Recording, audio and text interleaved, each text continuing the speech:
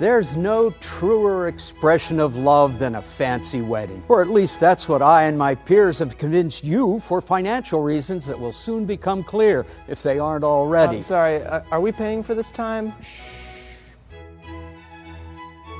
Long ago, marriage was strategic, a way to legally bind two families or to increase one family's land holdings. Today, very few issues can be settled by robbing your children of their right to choose a lover. However, people like me still wanted to make money, so we built an industry around the idea that you should legally bind yourself to the person with whom you most enjoy having sex.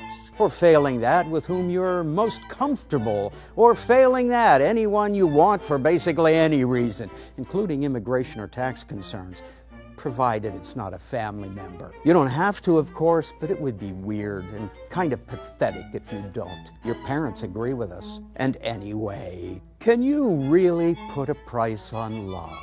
Yes, love costs on average $31,500. Holy fucking shit! Yeah, same question? I told you we shouldn't have given a kosher option. Save it for the vows. Is this a wedding or an informative short? We honestly don't know. Congratulations, you've met the love of your life. What better way to celebrate than by spending several paychecks on a party for so many friends, family members, and people you don't know, but who your parents insisted you invite, that you never speak with any of them for longer than 15 seconds. Society has agreed that it would be awkward if those in love didn't host a cripplingly expensive event at which your friends and family get to watch you kiss and have a chance to object if they want, preferably after the meal. In exchange, newlyweds receive money and/or presents from a pre-approved list of things you'll need to own to begin your life as dual consumers. It's your little way of saying, buy those bowls we want, friend from college. In reality, your marriage is an open-air market facilitating the barter of appliances for booze and a meal. But make no mistake, no one's making money here, except, of course, those of us in the legal binding of people with vaguely religious undertones industry.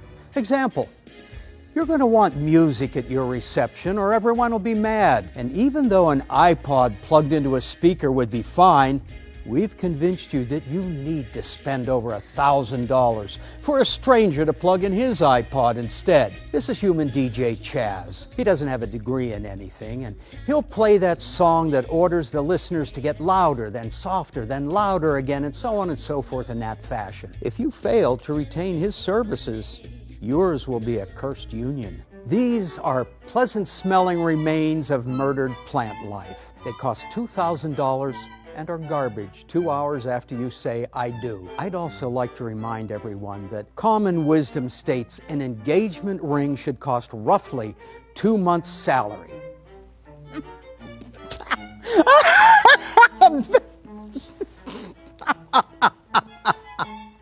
And let's not forget about your maid of honor and best man. We don't profit much on that one, outside of charging them an outrageous amount to rent an outfit worn by dozens of people before. Really, we just thought forcing you into picking your favorite friend would be a funny way to add stress to your wedding day. You literally have to decide which of your friends is best, then make them write a speech. Even though this is only my 4th time talking in front of a group, I'm gonna tell a wildly inappropriate story about the group.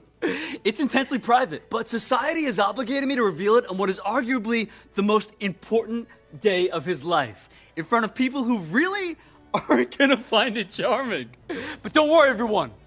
I'm drunk! Woo!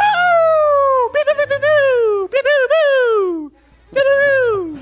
Add in a choreographed dance, thank you notes, and vows, and you'll soon see your wedding as that expensive party that requires homework. And don't forget, everyone knows you're going to have sex afterwards. They're all fine with it, there's no problem.